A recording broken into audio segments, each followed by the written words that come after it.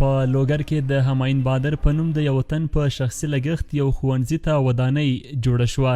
د لوګر مرکز پل عالم اړوند د هرمخیلو د هلکانو او انجونو لومړني ښوونځي ته د همایون بادر په نوم یو بهرمیشتي افغان لخوا په خپل شخصي لګښت د 15,000 امریکایي ډالرو په ارزښت مجهزه ودانۍ جوړه شوه.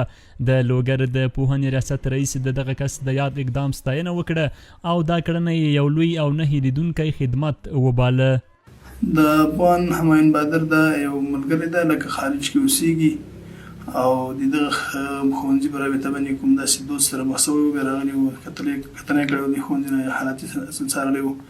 بیا دې لکه په خپل لګښت باندې نور څه خیریه ملګري د سره په خارج کې څوک و، په همکاري باندې په قیمت د 15,000 ډالرو باندې د ښوونځي ودانۍ تقریبا په ظرف د 2 میاشتو کې جوړه کړله. همایون بادر صاحب تېره ورځ د هغه ښوونځي د افتتاح غونډه درلودله او موږ د دې ستاینې لپاره هغه کوم الفاظ چې وو د سره کوم د خردو کوم وضعیت و هغه په خپل ژبه باندې وو د ریاست په نمایندګي باندې دوی ته تقدیرنامه ورکړله. الفارې دې سیده تشویق سیده نور افغانانو نه دغه ښوونځی له بهر څخه د نوي راستون شوي افغان همایون بادر په شخصي لګښت په پاخه او اساسي شکل په یو پوړ کې جوړ شوی. نوموړی وایي دا یې د میرمنې او د پخوانۍ هیله وه او راتلونکي کې پلان لري چې د هیواد په نورو هغو سیمو کې هم ښوونځي جوړ کړي چې ودانۍ نه لري. بدات سوالای زیات نشو که ما و خانم له ډیر وخت راهیسې ما او میرمن مو دا هیله او ارمان درلودو چې په هیواد کې امنیت راشي او موږ لاړ شو هلته د هیواد د بچیانو لپاره یو ښوونځی جوړ کړو. بالاخره لوګر ته راغلو.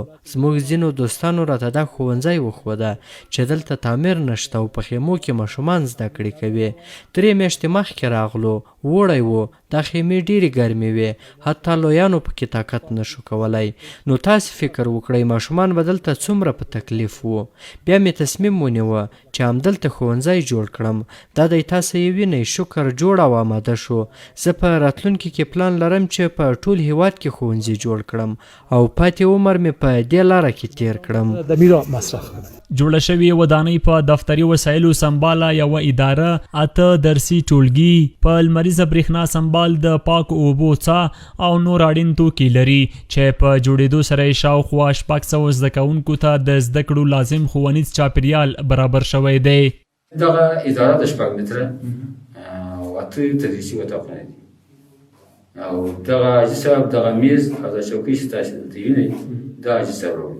صرف موږ سره د سولر کومک کوي او د شمشاد کومک کوي چې هلته ولاړې دي تاسې لیدلی شئ او دغه د میز او چوکۍ کومک کوي په دغه اندازه او د تعمیر دغه د کومکونه موږ سره چې د یو اطاق ته جوړ کړي موږ سره د جهان مختلف ستونزې دا وي چې ګوره درس مؤثر نه مخکې کېده، د موږ شاګردانو زده کړه نسو کولی ځکه یو له بل غږ اورېدل کېده او یو بلې خوا ته ګوره دا مرغۍ راغله او دا شی راغله هغه شی راغله او ګرمي وه، سخت مشکلاتو سره مو نن به څپرۍ جوړه کړه سبا به بادیسته ورته واچول.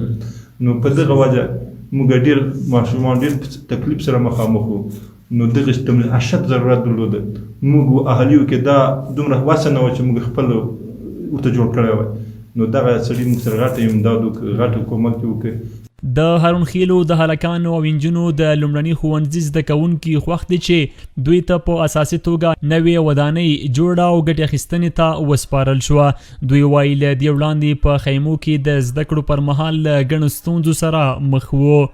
مخکې چې وکړو موږ صنفیان ډېر مریضېدل، یخ کې یخني وه ډېره، دغه وخت ډېر یخني وه او په اوړي کې ډېر ګرمي وه، دلته خو لمر وله. بیا اوس ښه د تعمیر جوړ شوی، موږ ډېر خوشحاله یو. مخکې خیمې وې، بیا په لمر به صفي کولې، بیا به ګرمي وه، خلک به غیر حاضران ډېرې کولې، مریضان به وو. خوشحاله چې نوي صنف ته لاړ شو، هلته ښه درسونه زده کېږي، دلته ګرمي ده. موږ خیمې ډېرې زړې وې او موږ په ګرمي کې جال وهلو، ډېر به م ګرمي کېدله او یخني کې به م یخ کېده. نوی تعمیر جوړ شوی، موږ ډېر خوشحاله یو چې دا وخت چې انشاءالله موږ به نوو صنفو کې کینو.